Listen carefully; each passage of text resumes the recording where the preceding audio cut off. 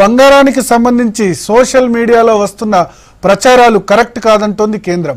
దీనిపై ఇవాళ క్లారిటీ ఇచ్చింది. వారసత్వంగా వచ్చిన బంగారంపై ఎలాంటి పన్ను కట్టాల్సిన అవసరం లేదని తేల్చి చెప్పింది. దీనికి సంబంధించి మీడియాలో వస్తున్న కథనాలు కరెక్ట్ కాదని చెప్పింది ఆర్థిక శాఖ. ఇప్పటికే వెల్లడించిన ఆదాయంతో బంగారం కొన్నా పన్ను ఉండదని ప్రకటించింది. వ్యవసాయ ఆదాయంతో కొన్న బంగారానికి సైతం పన్ను ఉండదని, అలాగే ఒక్కో వ్యక్తి దగ్గర ఎంత బంగారం ఉండాలన్న దానిపై ఇప్పటికే నిబంధనలు ఉన్నాయని తెలిపింది ఆర్థిక శాఖ.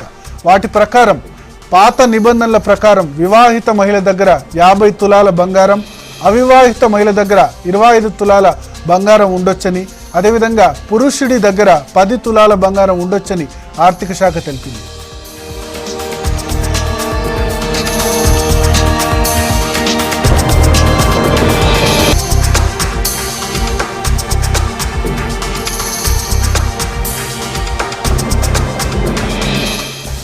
బంగారు ఆభరణాలపై కేంద్ర ప్రభుత్వం స్పష్టతనిచ్చింది. సోషల్ మీడియాలో వస్తున్న ప్రచారాలపై ఆర్థిక శాఖ వివరణ ఇచ్చింది. ముఖ్యంగా వారసత్వంగా వచ్చిన బంగారంపై ఎటువంటి పన్ను కట్టాల్సిన అవసరం లేదని కేంద్ర ప్రభుత్వం స్పష్టం చేసింది. ఆదాయ పన్ను సవరణ చట్టం ప్రకారం 85% పన్నులు కట్టాల్సి ఉందంటూ కొద్ది కాలంగా సోషల్ మీడియాలో ప్రచారం చేస్తున్నారు. ఈ కథనాల్ని పూర్తిగా తప్పుడు ప్రచారమని కొట్టిపారేసింది కేంద్ర ఆర్థిక మంత్రిత్వ శాఖ. వారసత్వం ద్వారా వచ్చిన బంగారంపై ఎటువంటి పన్ను ఉండదని స్పష్టం చేసింది. అలాగే ఇప్పటికే వెల్లడించిన ఆదాయంతో బంగారం కొన్న పన్ను ఉండదని కూడా స్పష్టం చేసింది. వ్యవసాయదారులు తమ వ్యవసాయం ద్వారా వచ్చిన ఆదాయంతో కొన్న బంగారంపై సైతం ఎటువంటి పన్ను కట్టాల్సిన అవసరం లేదని స్పష్టం చేసింది. అదేవిధంగా గత కొద్ది కాలంగా అంటే ఇంతకు ముందు నుంచే చాలా సంవత్సరాల నుంచే ఒక్కో వ్యక్తి దగ్గర ఎంత బంగారం ఉండొచ్చన్న అంశంపై నిబంధనలు ఉన్నాయని స్పష్టం చేసింది. ఆ నిబంధనలు మరొకసారి ఆర్థిక శాఖ వెల్లడించింది. గతంలో ఉన్న నిబంధనల ప్రకారం ఒక వివాహిత మహిళ దగ్గర అంటే మ్యారీడ్ ఉమెన్ దగ్గర 50 తులాల బంగారం ఉండొచ్చు. అదేవిధంగా గతంలోనే ఉన్న నిబంధనల ప్రకారం అవివాహిత మహిళ దగ్గర అన్మ్యారీడ్ ఉమెన్ దగ్గర 25 తులాల బంగారం ఉండొచ్చు. అదేవిధంగా పురుషుల దగ్గర 10 తులాల బంగారం ఉండొచ్చు. ఆర్థిక శాఖ దీనిపై క్లారిఫై చేసింది. ఇది కేంద్ర ప్రభుత్వం కొత్తగా విధించిన నిబంధనలు కాదు, గతంలోనే ఇటువంటి నిబంధనలు ఉన్నాయి. ఆ నిబంధనలు దాటి కూడా బంగారం ఉండొచ్చు. అంటే ఈ 50 తులాల బంగారం దాటి ఉండొచ్చు మహిళల దగ్గర. అదేవిధంగా అవివాహిత మహిళల దగ్గర 20 తులాల బంగారం కూడా దాటి కూడా ఉండొచ్చు. బట్ ఆ బంగారానికి సంబంధించిన లెక్కలు ఎక్కడ కొన్నారు, తర్వాత దాని సోర్స్ ఆఫ్ ఇన్కమ్ను వాళ్ళు వెల్లడించాల్సి ఉంటుందని చెప్పింది. సో ఇప్పుడు తాజాగా ప్రవేశపెట్టిన ఏదైతే జైట్లీ లోక్సభలో ప్రవేశపెట్టి బిల్లు పాస్ అయిందో ఆదాయ పన్ను చట్ట సవరణ బిల్లు ప్రకారం కొత్తగా తాము ఎటువంటి రెస్ట్రిక్షన్స్ ప్రకటించలేదని కూడా కేంద్ర ప్రభుత్వం స్పష్టం చేసింది. ఇవి గతంలోనే ఇటువంటి నిబంధనలు ఉన్నాయి. అదేవిధంగా గతంలో వెల్లడించిన ఆదాయం ప్రకారం బంగారం కొన్న ఎటువంటి నిబంధనలు ఉండవని కూడా స్పష్టం చేసింది. అదేవిధంగా కొత్తగా ఎవరైనా బంగారం కొనాలంటే ఒక 2 సంవత్సరాల క్రితం కొత్త నిబంధన తీసుకొచ్చారు. 2 లక్షల పైగా బంగారం కొంటే తప్పనిసరిగా పాన్ కార్డ్ నెంబర్ను కోడ్ చేయాల్సి ఉంటుంది. ఆ నిబంధన కొనసాగుతుంది అని కూడా కేంద్ర ఆర్థిక శాఖ స్పష్టం చేసింది. సో ఇదే అంశంపై కేంద్ర ప్రభుత్వం ఇచ్చిన క్లారిఫికేషన్పై మనతో చర్చించేందుకు ప్రస్తుతం మనతో మహాబలేశ్వరరావు గారు, Telangana Andhra Pradesh bullion merchants association నుంచి ఉన్నారు. మహాబలేశ్వరరావు గారు, గత కొద్ది కాలంగా అనేక రూమర్స్ వచ్చాయి. కేంద్ర ప్రభుత్వం ఇవాళ చేసిన క్లారిఫికేషన్తో అందరికీ క్లారిటీ వచ్చింది అంటారా? అంటే మీరు చెప్పినట్టు ఇది కొత్తది కాదన్నారు, కానీ అందరికీ తెలిసిన విషయం కాదు. ఇప్పుడు దాన్ని ధృవీకరిస్తూ మళ్ళీ వాళ్ళు ఇన్ఫార్మ్ చేస్తున్నారు కాబట్టి ఇప్పుడు అందరికీ తెలిసిపోతుంది. అయితే దీనివల్ల ప్రాక్టికల్గా ఇబ్బందులు ఉండేవి చాలా ఉన్నాయి. రూల్స్ ఉన్నప్పటికీ కూడా ఎవరు రికార్డ్స్ మెయింటైన్ చేయలేదు నా అభిప్రాయము. అంటే ఒకటి క్లారిటీ ఇచ్చారు, వారసత్వంగా వచ్చిన బంగారం మీద ఎటువంటి పన్ను ఉండదు అన్నారు. వారసత్వం అనే దానికి ఆఫీసర్స్ కాదంటారు, ఓనర్ అవునంటారు. దాన్ని తీర్మానించేది ఎట్లా అనేది ఒక పెద్ద ప్రశ్న. ఓకే, విన్నారా? ఓకే. సో హౌ టు ఎట్లా దాన్ని తీర్మానించాలి, అదొక క్లారిఫికేషన్ మనకు క్లియర్గా రావాల్సి వస్తుంది. తర్వాత 50 తులాలు అంటే 500 గ్రాములు కొత్తది, అది 24 క్యారెట్ ఈక్వలెంటా 22 క్యారెట్ అనేది అవన్నీ డీటెయిల్స్ రేపు వస్తేనే తప్ప మనం ఇంకా క్లియర్గా టోటల్ మనకు అర్థం కాదు. బట్ అంటే కేంద్ర ప్రభుత్వం చెప్తుంది ఈ నిబంధన 1994 నుంచి ఉంది, 1994 నుంచి ఉంది. అది దాటితే కూడా బంగారం ఉండొచ్చు, లేదని కాదు. బట్ ఆ బంగారం ఉన్నా సరే దానికి సంబంధించి సోర్స్ ఆఫ్ ఇన్కమ్ చెప్పాలి అని చెప్తుంది. ఇప్పుడు 94లో ఉందన్నారు, కానీ నాకు తెలిసినంత వరకు 90% వరకు ఇది ప్రజలందరికీ తెలిసి ఉండదు. పెట్టిన అప్పటి నుంచి ఇప్పటి వరకు స్ట్రిక్ట్గా దాన్ని ఫాలో అయినట్టు నాకు కనబడలేదు. కాకపోతే ఇప్పుడు ఈ నల్లధనం డబ్బులని ఏదైతే అంటున్నారో దానివల్ల బంగారం కొంటున్నారనే దీంతో వాళ్ళు ఇది మళ్ళీ జ్ఞాపకం అందరికీ చేస్తున్నారు. కానీ ఇది జ్ఞాపకం కాదు, ఇది యాక్చువల్లీ ఇన్ఫర్మేషన్ అని నాకు అనిపిస్తుంది. జ్ఞాపకం కాదు, ఎగ్జిస్టింగ్ ఉండొచ్చు, కానీ అందరికీ అవగాహన లేదు దాని విషయంలో. సో ఇందులో 2-3 ప్రశ్నలకు వచ్చింది. ఒకటేమో ancestral how to decide 24 or 22 క్యారెటా. తర్వాత తక్కిన విషయాలని వాళ్ళు క్లియర్గా చెప్పారు. బిల్ ఉంటే క్వశ్చన్ లేదు, but the source of income చూపిస్తేనే బిల్ వస్తుంది. 2 లక్షలు దాటితేనే పాన్ కార్డు అవి ఇవ్వాల్సి వస్తుంది. కాబట్టి అందులో ఇబ్బందులు ఏమి ఉండవు. దాని మీద రిస్ట్రిక్షన్ ఏం లేదు. 2 కిలోలు ఉండొచ్చు, 4 కిలోలు, 5 కిలోలు ఉన్నా తప్పు లేదు, అఫీషియల్ గోల్డ్ అయినంత వరకు. ఇదివరకు ఎప్పుడో గోల్డ్ కంట్రోల్ ఆర్డర్ వచ్చేటప్పుడు ఒక మనిషి దగ్గర ఇంతకంటే ఎక్కువ ఉండొద్దు అనేది ఒక నిబంధన పెట్టారు. 14 క్యారెట్ అనే నిబంధన పెట్టారా? ఏం లేవు ఇప్పుడు. కాకపోతే వాళ్ళకి కావాల్సింది బంగారంలో నల్లధనం పోతుంది కాబట్టి ఆ నల్లధనం పోయేదానికి ఈ రిస్ట్రిక్షన్స్ అన్ని జ్ఞాపకం చేసి దాని విధంగా అందరి దగ్గర నుంచి ఒక అవగాహన తెలిపి ఇంకా నల్ల డబ్బు ఆ వస్తు రూపేణ కానీ గట్టి బంగారం కానీ కొన్నట్టయితే వాళ్ళందరికీ హెచ్చరిస్తున్నారు. సార్, ఇప్పుడే చర్చలో మనతో పాటు జన్ సెక్యూరిటీస్ నుంచి ఓం నమ శివాయ గారు జాయిన్ అయ్యారు.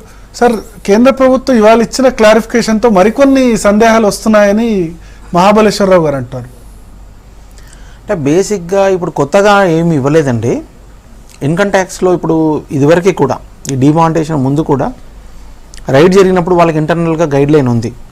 ఒక వైఫ్ అండ్ హస్బెండ్ ఉంటే 600 గ్రాముల వరకు నో క్వశ్చన్స్ ఆస్క్డ్ అని, దాన్ని మించిన బంగారానికి క్వశ్చన్ చేస్తారని. ఒకవేళ అన్మారీడ్ గర్ల్ కనుక ఇంట్లో గర్ల్ చైల్డ్ ఒకరు ఉంటే 250 గ్రామ్స్ వరకు బెనిఫిట్ ఇస్తారు, అది కూడా అడగరు. సో ఇలా number of members in the ఫ్యామిలీని బట్టి ఎగ్జామ్షన్స్ అని ఇదివరకు కూడా ఉన్నాయి. ఎందుకంటే ఇది మన కల్చర్లోనే ఉంది, మన సంస్కృతిలోనే ఉంది.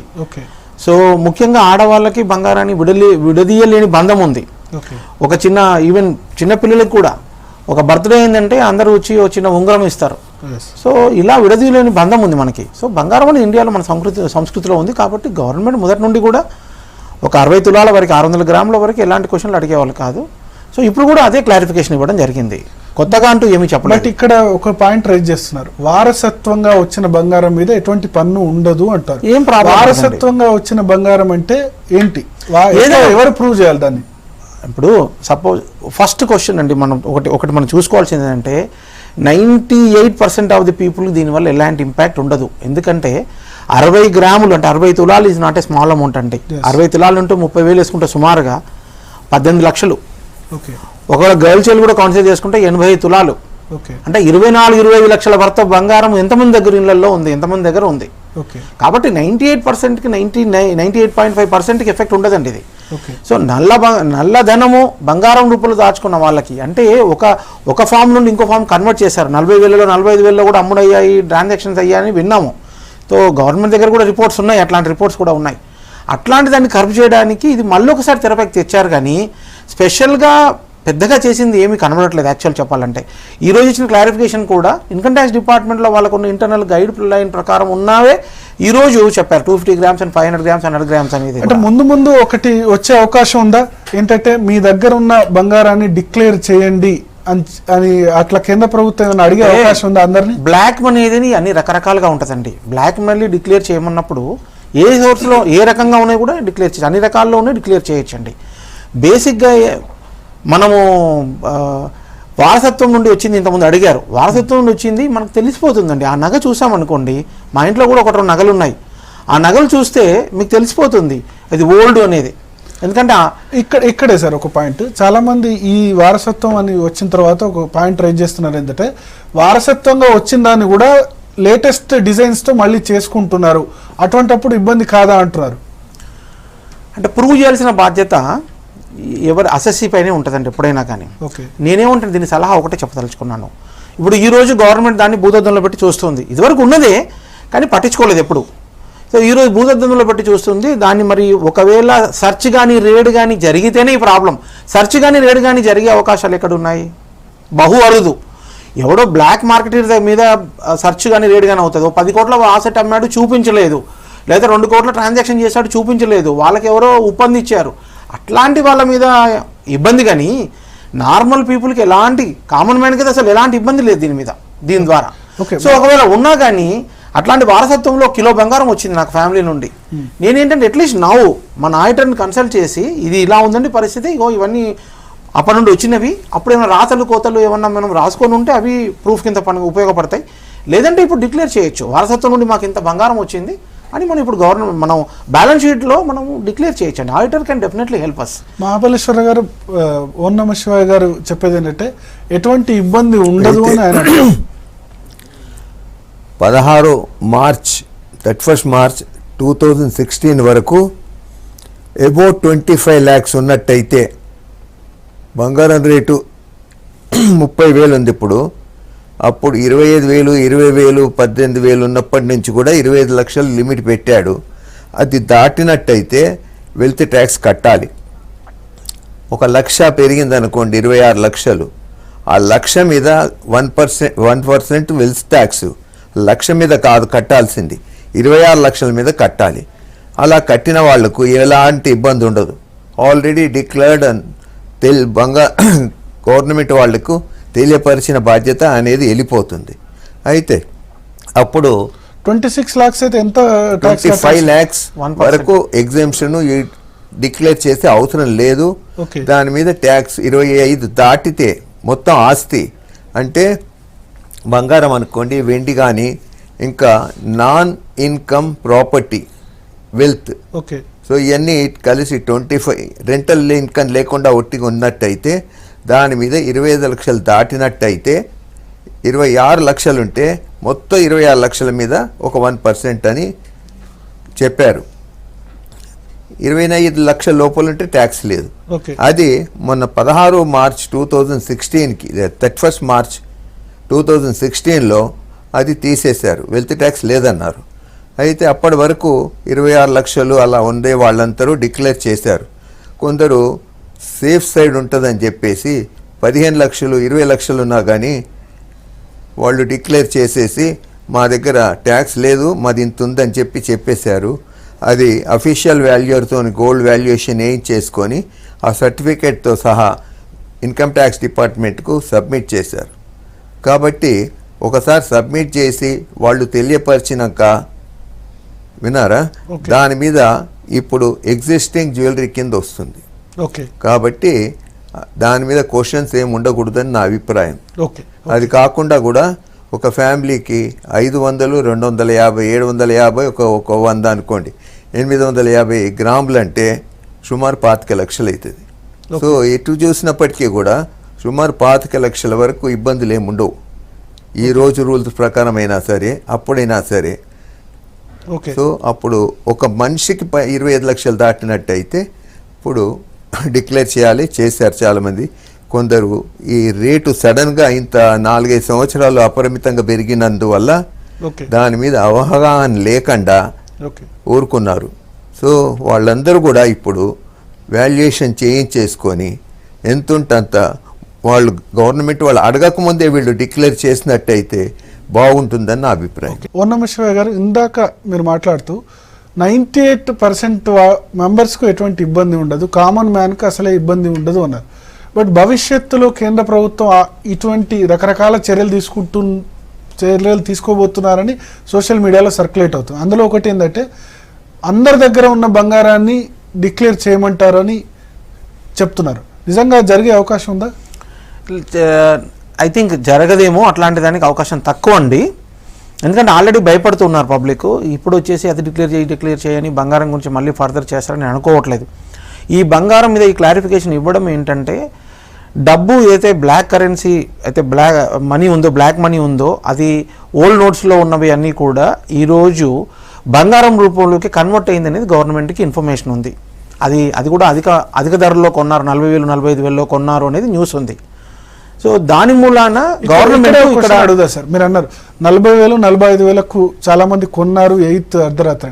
సార్, మీరు బంగారు వర్తకుల సంఘం తరపున చాలా మంది ప్రైమ్ మినిస్టర్ స్టేట్మెంట్ తర్వాత 1-2 రోజుల వరకు కూడా 40,000-45,000కు బంగారు వర్తకులు విక్రయించారు అన్న ఆరోపణ. వర్తకులకు రెస్ట్రిక్షన్స్ ఉన్నాయండి. యాక్చువల్లీ బ్యాంక్ ట్రాన్స్ఫర్ కానీ ఆర్టీజీఎస్ కానీ ట్రాన్స్ఫర్ అయితేనే 2 లక్షల మించిన బంగారం ఇవ్వగలుగుతాం, లేదా చెక్కు కానీ ఏదైనా ఇవ్వచ్చు. 2 లక్షల లోపలైతే ఆభరణాలు బిల్ వేసి ఇచ్చేయచ్చు, దాంట్లో రిస్ట్రిక్షన్ లేదు. గట్టి బంగారం అయితే ఇంకొక గవర్నమెంట్ ఆఫ్ ఇండియాది గజెట్ నోటిఫికేషన్ ఒకటి ఉంది, దాంట్లో 50,000. సో మీరు అనేది ఇటువంటి జరగలేదు. 50,000 దాటినట్టయితే దాంట్లో డీటెయిల్స్ తీసుకోమని ఇచ్చాడు.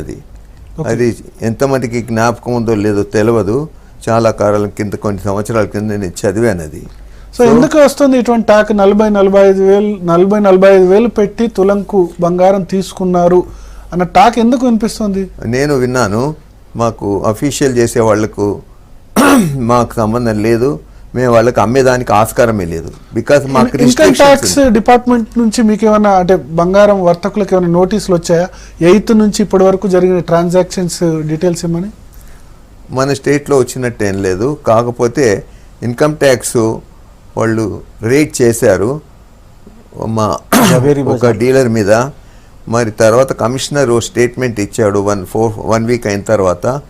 అందులో ఏం లేదు వాళ్ళ దగ్గర అని చెప్పి, అంటే ఆర్టీజీఎస్ చేస్తున్నారు వాళ్ళు. అయితే ఈ రోజు కూడా ఏదో రైండ్ అని విన్నాను. కాబట్టి ట్రాన్సాక్షన్స్ జరిగిందో జరగలేదనేది యాక్చువల్లీ లైసెన్స్ పెట్టుకొని కూర్చొని చేసేవాళ్ళు చేసేదానికి ఆస్కారం లేదు. కాకపోతే ఈ ట్రాన్సాక్షన్ జరిగిందని నేను కూడా విన్నాను. సరే, 40,000-45,000కు తులం పెట్టి బంగారం కొనే బదులు గవర్నమెంట్కి ట్యాక్స్ కట్టొచ్చు కదా. అంటే అప్పుడు ఈ స్కీమ్ రాలే కదా, 50% స్కీము ఈ మధ్య అనౌన్స్ అయింది. ఓకే, పానిక్ ఉంది.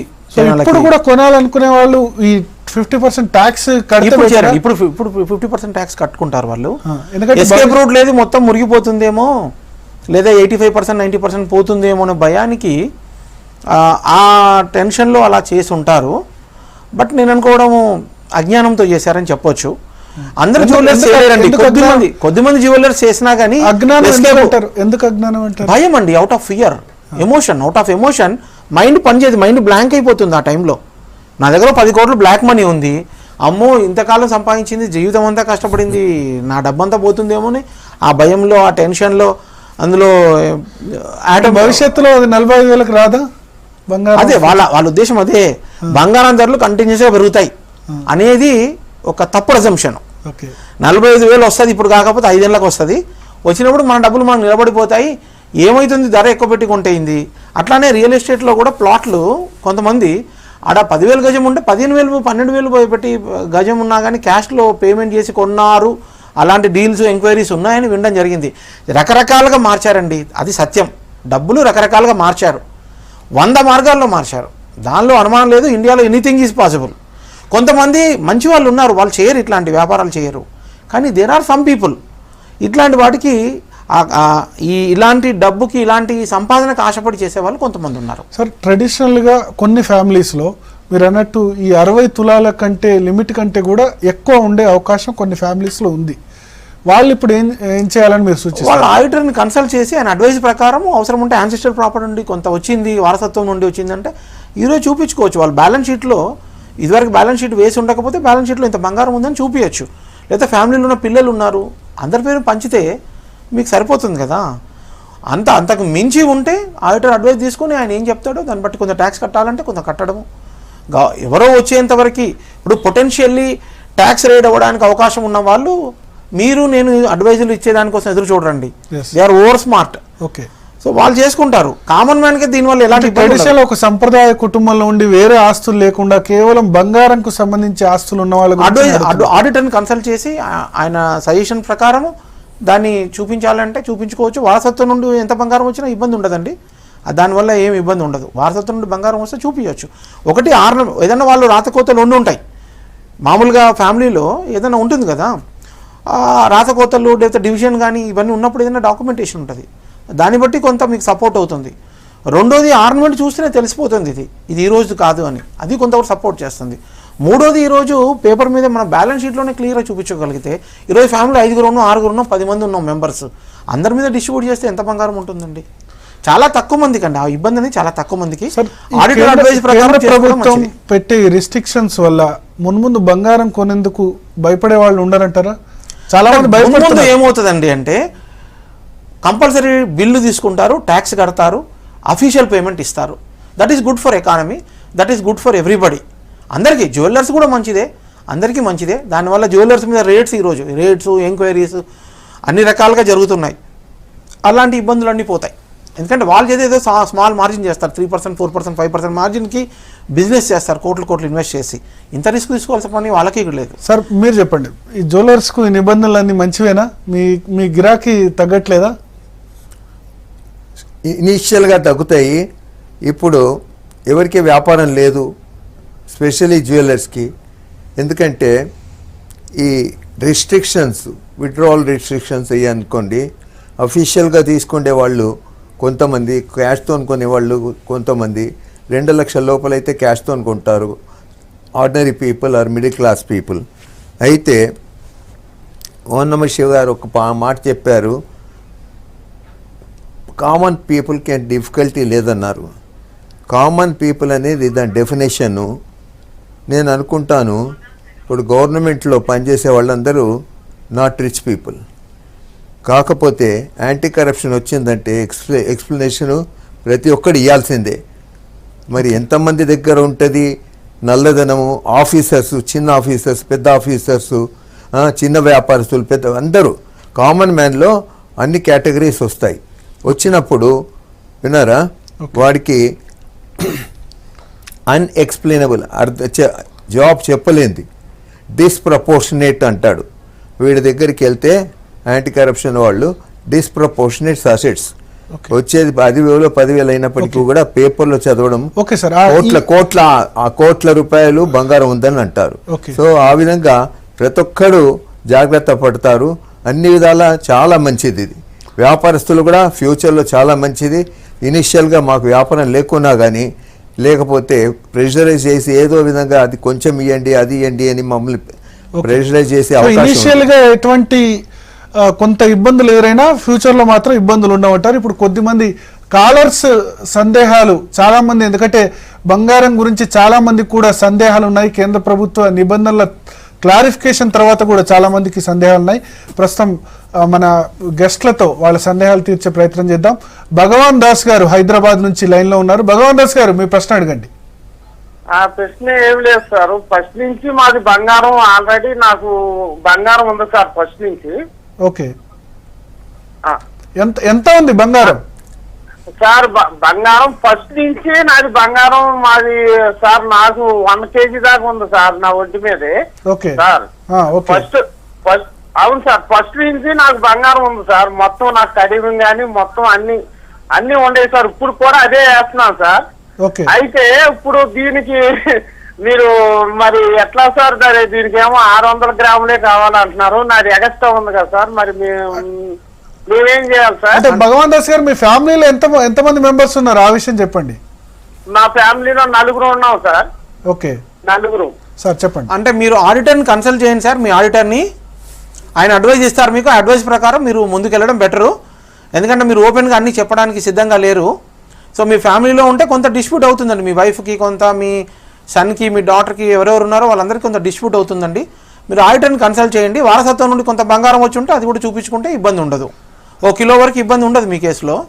ఒకసారి మీరు మీ ఆడిటర్ని కన్సల్ట్ చేసి ఆయన సలహా ప్రకారం మీరు ముందుకెళ్ళడం బెటర్ అండి. ఓకే, నెక్స్ట్ ప్రత్యూష గారు హైదరాబాద్ నుంచి.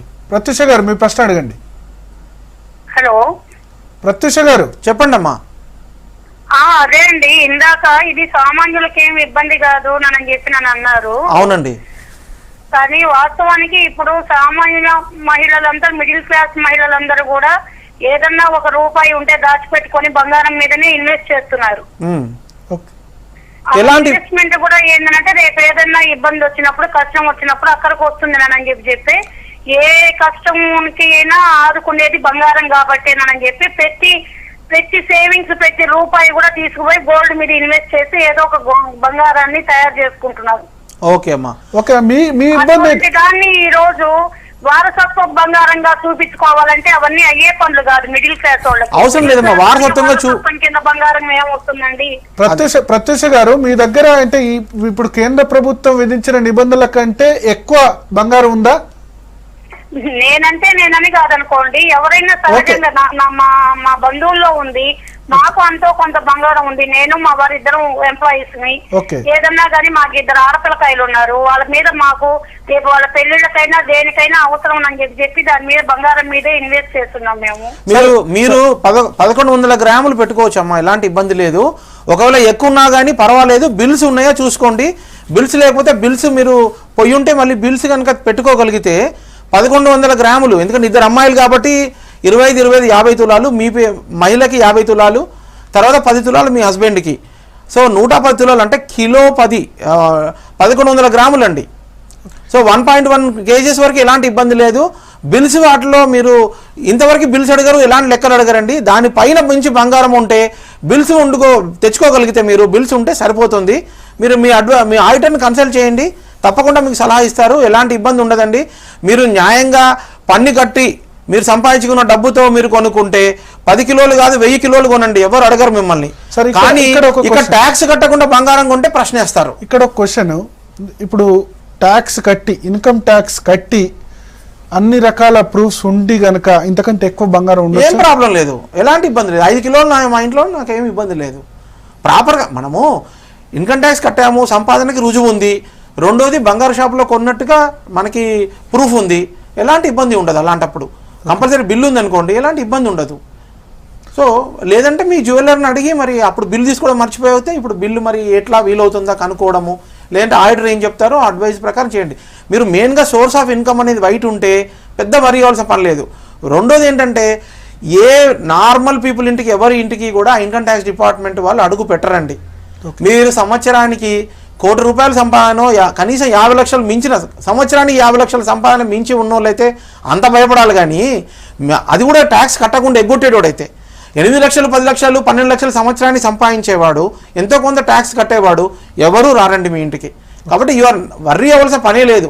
న్యాయంగా మనం ఎంతో కొంత ట్యాక్స్ కట్టి తర్వాత బంగారం కొన్నప్పుడు, ఇక నుండి బంగారం కొన్నప్పుడు కంపల్సరీ ట్యాక్స్ కట్టి బిల్లు తీసుకుందాం. 2% ట్యాక్స్ ఇస్తే 2% కట్టండి. జిఎస్టీలో ఎంత ఫిక్స్ చేస్తే అంత ట్యాక్స్ కట్టి మనం పక్కా బిల్లు తెచ్చుకొని పేమెంట్ కూడా డీడీనో, అఫీషియల్ చెక్కో, లేకపోతే ఆన్లైన్ పేమెంటో ఇచ్చేసి క్యాష్ పేమెంట్ కాకుండా కొనుక్కున్నప్పుడు ఎవరు కూడా క్వశ్చన్ చేయరండి. ఇప్పుడు మనం బంగారం ఇప్పుడు 25 లక్షల వరకే మనం క్వశ్చన్ చేస్తున్నాం.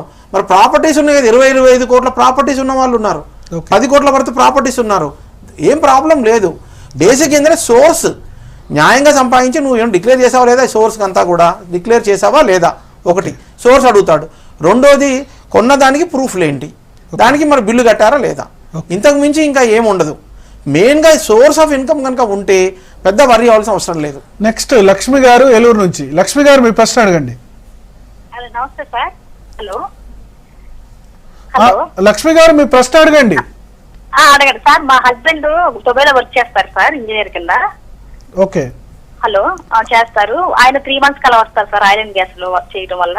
వచ్చేటప్పుడల్లా కొంత బంగారం తీసుకొస్తారు సార్ ఆయన. ఓకే. ఎక్కువ అంటే 1 kg వరకు ఉంది సార్. అది ఏమన్నా ప్రాబ్లం? ఏం ప్రాబ్లం ఉండదమ్మా. అక్కడ మీకు మీ హస్బెండ్ కి మంచి ఇన్కమ్ ఉంది, ఫారిన్ లో పనిచేస్తున్నారు, ఇన్కమ్ సోర్స్ ఉంది కాబట్టి ఎలాంటి ఇబ్బంది ఉండదు. మరి దుబాయ్లో ఎలా ఉంటుందో నాకు తెలియదు. అక్కడ ఏమైనా బిల్స్ కానీ పేమెంట్ చేసినట్టు ప్రూఫ్స్ కానీ ఉంటే తీసి జాగ్రత్త పెట్టుకోండి. ఎవరు మిమ్మల్ని ప్రశ్నించారండి? మీరు న్యాయంగా సంపాదించిన డబ్బు గురించి ఎన్ని కిలోల బంగారం ఉన్నా ఎవరు అడగరమ్మా. అన్యాయంగా మీరు బ్లాక్ మనీ ఉన్న వాళ్ళు కానప్పుడు మీరు ఎందుకు భయపడుతున్నారు? హ్యాపీగా ఉండండి, ఏ ప్రాబ్లం లేదు. సార్ ఇప్పుడు ఈ నిబంధనల ద్వారా ఆల్రెడీ 800-850 గ్రామ్స్ బంగారం ఉన్నవాళ్ళు కొత్తగా బంగారం కొనడం దాదాపు మానేస్తారు. 2% ట్యాక్స్ అంతే కదా, ట్యాక్స్ కట్టి బంగారం తీసుకోండి, బిల్లు పక్కా బిల్లు తీసుకోండి. మీరు 100 కిలోలు కొనండి, ఎవరు వద్దన్నారు? మీకు సోర్స్ ఆఫ్ ఇన్కమ్ ఉండాలి. ఒకటి ట్యాక్స్ ఓన్లీ 1%. 1 అయితే వాటెవర్ కట్టేస్తే మీకు బిల్ వస్తుంది. బట్ సోర్స్ ఆఫ్ ఇన్కమ్ అనేది వాళ్ళు చూసుకోవాలి. మీరు ఇంతకాలం ఈ బంగారం కొనే వాళ్ళ దగ్గర వాళ్లకు అవగాహన ఎందుకు కల్పించలేకపోయారు ఈ నిబంధనల మీద? 6 + 16 22 సంవత్సరాల క్రిందటి సంగతి సార్ విన్నారా? అసలు గవర్నమెంట్ వాళ్ళు ఎంతో పట్టింపుతోని దీన్ని అమల్లోకి తెచ్చినట్టు నాకు అనిపించలేదు. నేను వ్యాపారంలో ఉన్నాను, 22 సంవత్సరాల కన్నా ఎక్కువే ఉన్నాను, కానీ దాని మీద నిబంధనలు చేయలేదు. కాకపోతే ఈ నిబంధన ఆటోమేటిక్గా ఎవరికి అప్లై అవుతుందంటే యాంటీ కరప్షన్ వచ్చేస్తే వాళ్ళ దగ్గరికి వచ్చేస్తే నిబంధన వాళ్ళకి వస్తుంది, ఇక్కడి నుంచి సోర్స్ అనేది.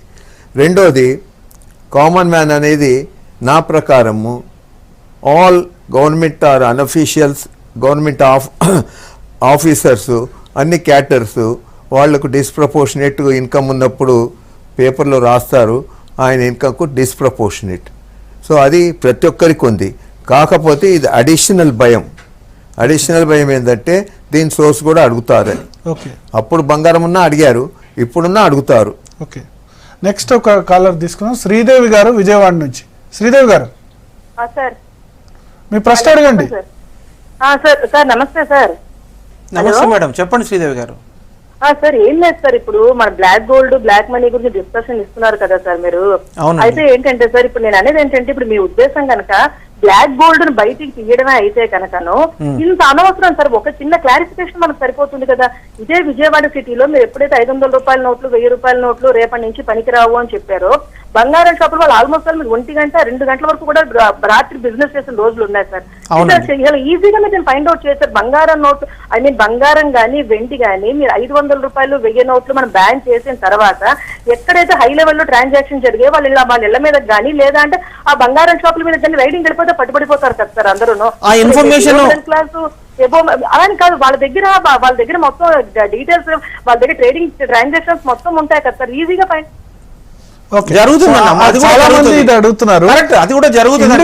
అడిగే బదులు బంగారు వర్తకుల దగ్గర అడిగితే సరిపోతుంది కదా. వర్తకులు చెప్పారండి, వాళ్ళ కస్టమర్ల గురించి వాళ్ళు చెప్పారండి. వాళ్ళు చెప్పారు, తప్పు చేసామని ఒప్పుకోరు కదండి. అక్కడ ఏమవుతుందంటే ఇన్ఫర్మేషన్ గవర్నమెంట్ రేపటి రోజున ఇన్కమ్ ట్యాక్స్ వాళ్ళు చూస్తారేమో, 8th రోజు 7th రోజు ఆ వీక్ లో సేల్స్ అయిన వాళ్ళన్నీ కూడా రేపు నోటీసులు వెళ్ళొచ్చు వాళ్ళకి. మీరు అబ్నార్మల్ సేల్స్ కంపల్సరీ వెళ్తుంది. సో ఆ రకంగా కూడా గవర్నమెంట్ చేస్తుంది. ఇది ఓన్లీ క్లారిఫికేషన్. ఈరోజు ఇచ్చిన గవర్నమెంట్ ఏంటంటే క్లారిఫికేషనే. అంటే ఇప్పుడు ఒక ఫామ్లో ఉన్న కరెన్సీ కాస్త బంగారంలోకి మారింది, లేదా రియల్ ఎస్టేట్కి మారింది, లేకపోతే ఇంకో రూపుకు మారింది. బ్లాక్ అంటే ఓల్డ్ కరెన్సీ కొంతమంది కమిషన్ తీసుకొని న్యూ కరెన్సీ కన్వర్ట్ చేస్తున్నారు. రకరకాల వాళ్ళు ఉన్నారు, రకరకాల తప్పులు చేస్తున్నారు. సార్ మహాబలేశ్వరరావు గారు, మీరు బంగారు వర్తకుల సంఘం తరపున ఏమన్నా క్లారిటీ ఇవ్వదలుచుకున్నారు ఈ విషయంలో? అంటే ఈ విషయంలో ట్యాక్స్ అథారిటీస్కి వాళ్ళకి పూర్తి స్థాయిలో కోఆపరేట్ చేసే అవకాశం ఉంది అంటున్నారు. వర్తకుల్ని అడిగితే సరిపోతుంది కదా, మా మీద ఎందుకు అని. యాజ్ ఇట్ ఈస్ వినండి, నేను ఒక మాట చెప్తాను. నల్లధనము పుట్టే దగ్గర పట్టండి. నల్లేదన్నది వీళ్ళు చేసేది ఏంటంటే ఎనీ గవర్నమెంట్ నల్లధనం పుడుతుంది, బాగా ప్రాబ్లం అయిపోతుంది ప్రజల్లో. జస్ట్ లైక్ విత్తనాలు తీసుకొని పొలంలో వేసేస్తారు, ఆ విత్తనాలే నల్లధనం. వేసిన తర్వాత వర్షాలు వస్తాయి, వచ్చిన తర్వాత అందులోంచి విత్తనాలు తీసిన దగ్గర పెట్టాలంటే ఎవరిని ఆ విత్తనాలు ప్రయత్నం చేసి తీసినట్టు ఎన్ని వస్తాయో వినారా, అంత మాత్రమే వస్తారు కానీ మొత్తం రాదు. అందుకే పుట్టే దగ్గరనే పట్టేయమని నా యొక్క విన్నపం. ఓకే, అంటే పుట్టే దగ్గర పట్టాలంటే ఎవరైతే కొంటున్నారో వాళ్ళ దగ్గర బంగారం కొనడం కాదండి, నల్లధనం పుట్టే దగ్గర అంటున్నారు, కరప్షన్. సో ఇక్కడ ఇంకో విషయానికి వద్దాం. ఇప్పుడు కొనే వాళ్ళ వివరాలు అన్నీ మేము మెయింటైన్ చేయాలి, మేము చేస్తుంటాం. విన్నారా? ఇన్ని చేసినాక కూడా ఏదో విధమైనటువంటి అవకతవకలు పద్ధతులు పెట్టుకొని కొనేవాళ్ళు కొంటుంటారు. విన్నారా? దేర్ ఫోర్ అంటే కొనేవాళ్ళు మిమ్మల్ని ఫోర్స్ చేస్తున్నారా? లేలే, వీఆర్ టేకింగ్ అబౌట్ 2 lakhs అయితే పాన్ కార్డు డీటెయిల్స్ అన్ని తీసుకుంటున్నాం. ఓకే, విన్నారా? ఐడి డీటెయిల్స్, అడ్రస్ అవన్నీ వస్తాయి. ఓకే. దేర్ ఫోర్ మా దగ్గరికి వచ్చినా కానీ గవర్నమెంట్ ఏ ఆఫీస్ వచ్చినా కానీ అవి అబౌట్ 2 lakhs మేము మెయింటైన్ చేస్తాం, చూపిస్తాం. ఓకే. బట్ ఈ నిబంధన వచ్చినప్పుడు మీరు ఎందుకు ప్రొటెక్ట్ చేశారు? కొన్ని రోజులు షాపులు చాలా వరకు జ్యువెలర్స్ అప్పుడైతే షాపులు కూడా చేసింది ఎక్సైజ్ టాక్స్ మీద. అదేంటంటే దాంట్లో ఎక్సైజ్ అనేది చాలా, దానివల్ల గవర్నమెంట్ వాళ్ళకి చాలా నష్టం జరిగేది. డిఫరెంట్ టైప్స్ ఆఫ్ రేట్స్ ఉండేది. మేబీ 2-3% నుంచి 30, 40, 50, 100% కూడా ఎక్సైజ్ ఉండేది. దాంట్లో చాలా స్ట్రిక్ట్ నిబంధనలు ఉన్నాయి. అయ్యే ఈ వ్యాపారస్తులకు పెడితే వ్యాపారం చేయడం చాలా కష్టం. అన్ని బుక్స్ మెయింటైన్ చేయడం చాలా ఇబ్బందులు. సో అన్ని బుక్స్లు, రికార్డ్స్ అన్ని మెయింటైన్ చేయడం ప్రాక్టికల్ కాదు. కాబట్టి రోజు కొన్ని షాపుల్లో 100 మంది వస్తుంటారు. వాళ్ళు ఎన్ని రికార్డులు మెయింటైన్ చేస్తూ పోతే చాలా ఇబ్బంది. కాబట్టి 2 లక్షల లోపల ఉండే వాళ్ళు ఎలాగూ మాకు డీటెయిల్స్ అనేది తీసుకోమని ఇది లేదు. ఓకే. అయితే మేము గోల్డ్ ఇచ్చింది ఎక్కడ, వచ్చింది ఎక్కడ, ఏ కంసాలకి ఇచ్చాము, ఆ కంసాల దగ్గర వాడు రికార్డ్ రాసుకున్నాడా, రాసుకున్న తర్వాత మళ్ళీ మీకు ఇచ్చేటప్పుడు వాడు మాకు రికార్డులో మెయింటైన్ చేసి మీకు ఇచ్చాడా, మళ్ళీ మీరు రికార్డులో ఎంట్రీ చేసుకున్నారా? కేంద్ర ప్రభుత్వం నిబంధన తర్వాత మీరు చేస్తున్నారు. ఇంకొక కాలర్ వచ్చారు, సుమతి, చిత్తూరు నుంచి. సుమతి గారు, సుమతి గారు మీ ప్రశ్న అడగండి. హలో, నమస్కారం సార్. చిత్తూరు జిల్లా ఐరాల మండలం Nampalli village sir. Sumathi sir. చెప్పండి మీ ప్రశ్న అడగండి. సార్, సమస్య వచ్చి సార్, మా అమ్మమ్మది, నాకు 2 అక్కలు, వాళ్ళ గోల్డ్ అంతా నా దగ్గర ఉంది. నాకు ఒకే లాకర్ ఉంది, వాళ్ళంతా లాకర్లు పెట్టుకోలేదు సార్. ఓకే. నా దగ్గర 2 కేజీలు బంగారు ఉంది మా అక్కోళ్ళవి. ఫంక్షన్లు వస్తే వాళ్ళు ఫంక్షన్లకు తీసుకొని పోతారు, మళ్ళీ తెచ్చి నా దగ్గర ఇస్తారు. ఓకే. నేను ఎత్తిపోయి లాకర్ లో పెడతా ఉన్నాను. దీనికి ఎట్లా సార్ సమస్య? ఏమి ఇబ్బంది ఉండదమ్మా, మీకు ఎలాంటి ఇబ్బంది ఉండదండి. అవన్నీ ఆభరణాలే సార్, ఏమి ఇబ్బంది ఉండదండి, ఏమి ఇబ్బంది ఉండదు. సిస్టర్స్ వాళ్ళందరిది కలిపి 2 కేజీలు. అదే వీలైనంత వరకు వాళ్ళకి ఏంటంటే నచ్చ చెప్పి ఎవరిది వాళ్ళకి ఇచ్చేయండి. ఓకే. సో ఏమి ఇబ్బంది ఉండదు. వాళ్ళు వచ్చినా కానీ తలా 50 తులాల వరకు ఇబ్బంది ఉండదు. కాబట్టి నలుగురు పేరు మీద 2 కిలోలు అంత సమస్య కాదు, మీకు సరిపోతుంది. కానీ మీరు ఎందుకైనా మంచిది, ఎప్పటికైనా కానీ వాళ్ళకు కూడా ఒక లాకర్ ఇప్పించండి. వాళ్ళు కూడా అక్కడ లాకర్లో పెట్టుకొని తీసుకునేట్టుగా మీరు నేర్పించడం మంచిదండి. బట్ ఒకవేళ వచ్చినా ఇబ్బంది లేదండి, వాళ్ళని పిలిపించి మీ సిస్టర్స్ని, మీ మదర్ని, ఇది నాది అని దాని మీద కూడా పేరు రాసి ఉంటాం మనం ఆల్రెడీ. మీరు పాత బంగారం చూస్తే పేర్లు రాసి ఉంటాయండి, మీకు వెనకాల పేర్లు రాయడము అవన్నీ అలవాటు ఉండేది. అలా పేర్లు రాసి ఉంటే ఇబ్బంది ఉండదు, ఎలాంటి ఇబ్బంది ఉండదు, ఎవరిదైనా తెలిసిపోతుంది. కాబట్టి వాళ్ళకి వీలైనంత వరకు వీలైనంత తొందరలో వాళ్ళ బంగారం వాళ్ళకి ఇచ్చేసి మీ రెస్పాన్సిబిలిటీ నుండి తప్పించుకోవడం మంచిదండి. సార్, ఒకటి బ్రీఫ్గా చెప్పండి. 6% మాత్రమే బ్లాక్ మనీ క్యాష్ రూపంలో ఉంది అని ప్రభుత్వమే చెప్తోంది. మిగతా 94% బంగారం కానీ లేకపోతే భూముల ల్యాండ్స్ రూపంలో కానీ ఉన్నాయని చెప్తాం. సో ఫ్యూచర్లో ఈ బంగారం మీద కూడా మరింత నిబంధనలు, స్ట్రిక్ట్ నిబంధనలు కావంటారా? బంగారం మీద ఇంకా చేయడానికి ఏముంది అంటే మొత్తము హోలిస్ట్గా చూసి చేస్తున్నారు తప్పించి, ఎక్కడైనా లీకేజ్ ఉంటే ఆ లీకేజ్కి ఏదైనా లీకేజ్ క్లోజ్ చేస్తున్నారు తప్పించి, రేపటి రోజున ఇప్పుడు కరెన్సీలు మార్చుకున్నారు, ఓల్డ్ నుండి న్యూకి వచ్చారు. బ్లాక్ మనీ బంగారం రూపంలో ఉంటే దాన్ని బయటకు తీసుకురావడానికి కేంద్ర ప్రభుత్వం ఎటువంటి చర్యలు తీసుకోవాలి? ఇప్పుడు సామాన్యులను ఇబ్బంది పెట్టకుండా. అదే ఇప్పుడు క్లారిఫికేషన్స్ ఇచ్చారు. సామాన్యులకు ఏమి ఇబ్బంది లేదండి, దీనివల్ల ఎట్లాంటి పిసరంత ఇబ్బంది లేదు. కానీ చాలా మంది మనం చూస్తున్నాం భయపడుతున్నారు. కానీ వాళ్ళకి కిలో ఉన్నా, కిలోన్నర ఉన్నా పెద్ద ఇబ్బంది లేదండి. ఎందుకంటే అది సోర్స్ చూపించుకోగలిగితే ఇబ్బంది లేదు. వారసత్వం నుండి వచ్చింది అయితే ఎంత బంగారం ఉన్నా ఇబ్బంది లేదండి. చెప్తారు కదండి, చుట్టుపక్కల ఎంక్వైరీ చేస్తే చెప్తారు కదా, వీళ్ళ తాత బాగా ఇచ్చండి, వీళ్ళ ఇంత బంగారం ఉండేదండి మేము చూసేవాళ్ళం, అట్లా ఇన్ఫర్మేషన్ వస్తుంది, వాళ్ళు ఎంక్వైరీ చేయగలుగుతారు. సార్, బ్రీఫ్ గా చెప్పండి. మీరు కూడా కేంద్ర ప్రభుత్వం ఒక ప్రశ్నకండి నలుగురిది పేరు రాసి ఒక్క దగ్గర పెట్టుకోవచ్చు, అది వాళ్ళు ఒప్పుకుంటే. సరే, ఫస్ట్ థింగ్ ఈస్ ఎవరిది వాళ్ళకి ఇచ్చేసి ఎవరి లాకర్లో వాళ్ళు పెట్టేసుకుంటే సేఫ్ ఉంటుంది. బ్లాక్ మనీ ఏదైతే బంగారం రూపంలో ఉందో దాన్ని అరికట్టేందుకు కేంద్ర ప్రభుత్వానికి మీరిచ్చే సూచన ఏంటి, ప్రజలకు ఎటువంటి ఇబ్బంది కలగకుండా? నల్లధనం పుట్టే దగ్గరనే పుట్టకుండా చేసే ప్రయత్నం చాలా మంచిది. కరప్షన్ అనుకోండి, ఏ విధమైనటువంటి నల్లధనం పుట్టే దగ్గర, నేను వ్యాపారస్తులను అని విశదీకరించి చెప్పను, వ్యాపారస్తులను కానీ ఆఫీసర్లు కానీ ప్రైవేట్ ఫ్యాక్టరీలో పనిచేసే వాళ్ళు కానీ ఎక్కడైనా సరే ఈ కరప్షన్ అనేది లేకపోతే ఇంకా గవర్నమెంట్కు వేరే నిబంధనలు ఎక్కడా ఎవరి మీద పెట్టే అవసరం లేదు. కానీ ఇది ఒక రోజులో వస్తుందని మనం అనుకోవడం కరెక్ట్ కాదు. ఎన్ని రోజులన్నా కానీ కాక అల్టిమేట్గా మోడీ గారు ఇంత డేరింగ్ స్టెప్ చేసుకొని ఇంతమందిని అవగాహన కలిగించి పాతవి ఉన్నాయి కొత్తవి ఉన్నాయి అని పెట్టేసి చేశారు. చాలా మంచి పని చేశారు. దానివల్ల వ్యాపారం మాకు ఆయన 7 నెలల వరకు లేదంటున్నా, ఉండకపోవచ్చు అన్నారు. ఏమి ఇబ్బంది లేదు, కాకపోతే ప్రశాంతంగా వ్యాపారం చేసుకునే అవకాశాన్ని మాకు ఇస్తున్నారు ఆయన. ఓకే, సో కేంద్ర ప్రభుత్వం స్పష్టత ఇచ్చిన తర్వాత కూడా చాలా మందిలో సందేహాలు అయితే ఖచ్చితంగా వ్యక్తమవుతున్నాయి. సామాన్యులకు ఎటువంటి ఇబ్బంది ఉండదని చెప్తున్నా సామాన్య ప్రజలైతే ఖచ్చితంగా ఈ నిబంధనలతో ఇంకా మరింత కన్ఫ్యూజ్ అవుతున్నారు. వీళ్ళ కన్ఫ్యూజన్ను కేంద్ర ప్రభుత్వం తీర్చాలి, సామాన్య ప్రజలకు ఎటువంటి ఇబ్బందులు ఎదురు కావద్దని ఆశిద్దాం. థ్యాంక్ యూ ఓం నమ శివాయ గారు, మహాబలేశ్వరరావు గారు. ఇది ఇవాల్టి 7 PM special debate. Stay tune to V6.